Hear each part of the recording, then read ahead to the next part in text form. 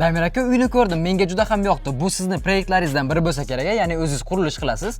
Obunachilarimiz uchun narxini qancha qilib berasiz?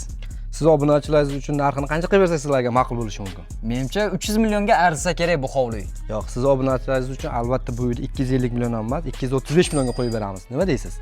Bo'lmasa o'zingiz uy haqida qisqacha ma'lumot bering. Bo'ldi, videoni oxirigacha ko'rib turing. Bitta like ham qizarib turing, uy haqida to'liq ma'lumot berib o'tamiz. O'g'ay ko'ryapsizmi, qanaqa moshni eshiklardan qo'yilgan. Derazalari ham shunaqa moshni derazalardan qo'yib o'tilgan. Tepalari esa to'liq fermadan bo'lgan. Uy haqida to'liq ma'lumot beradigan bo'lsam, uyimiz 4 sotixdan iborat o'g'a.